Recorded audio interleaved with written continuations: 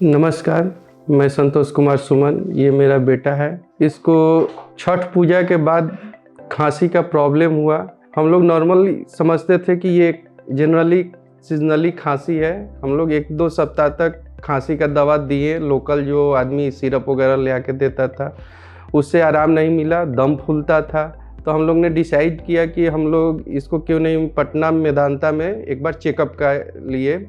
9 तारीख को हम लोग इसको पटना मेदांता ले गए। उन्होंने तुरंत इसको देखा और एक चेस्ट एक्सरे कराए। चेस्ट एक्सरे में हमको बोला गया कि इनके लंग्स में एयर भर गया है, जो दूसरे लंग्स को भी प्रेशर बना के उसको भी डैमेज कर रहा है। इसलिए अभी तुरंत इसको एक ट्यूब डाल के एयर निकालना होगा। तो तुरंत हम लोग ने वो ट्रीटमेंट कराया, ट्यूब डाला गया, एयर निकला, बच्चे को रिलीफ मिला।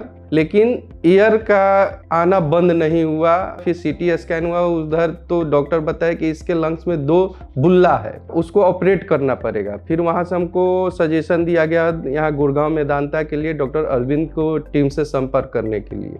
हम लोग वहाँ इमरजेंसी में गुड़गांव मेदांता आए और इमरजेंसी में भर्ती हुए। उसके बाद फर्स्ट हम लोग को डॉक्टर अरविंद और उनके टीम ने आके चेकअप किया, देखा और सर्जरी का सजेशन दिया।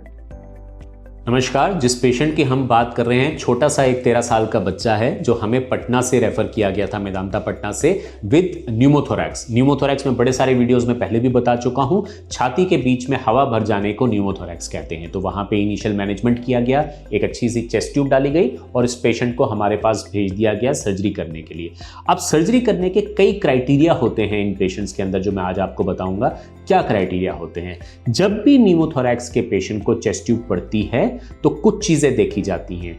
अगर ये चेस्ट ट्यूब 5 दिन से ज्यादा की जरूरत हो, फेफड़ा ना फूले पूरा इस चेस्ट ट्यूब को डालने के बाद भी, फेफड़े से हवा रिसती रहे और चेस्ट ट्यूब में वो बबल्स आते रहें, या इस पेशेंट को बहुत ज़्यादा बुखार वगैरह होना शुरू हो जाए, तो इमीडिएटली इस पेशेंट को हमारे पास भेज दिया जाता है या टेरिशरी केयर सेंटर में भेज दिया जाता है सर्जरी के लिए। सर्जरी कौन सी करनी होती है? वैट्स की सर्जरी करनी होती है। वैट्स होता है वीडियो असिस्टेड थोरैसिक या थोरैकोस्कोपिक सर्जरी, जिसमें 3 छोटे छोटे छेद करके हम जहां से वो एयर लीक हो रही होती है या ब्लेब होता है, मैंने कई वीडियोस में समझाया, उसको काट देते हैं और फेफड़े को छाती के साथ चिपका देते हैं। इसके बाद ये पेशेंट बिल्कुल ठीक हो जाते हैं, अपनी दिनचर्या में बहुत जल्दी चले जाते हैं और बहुत बड़ी बात की जो इनका रिकरेंस होता है, दोबारा होने के चांसेस होते हैं, वो 99.9% खत्म हो जाते हैं। इसीलिए पेशेंट आराम से अपनी लाइफ को आगे जी पाते हैं, जैसा हमारे छोटे अद्वै के केस में हमने किया। धन्यवाद।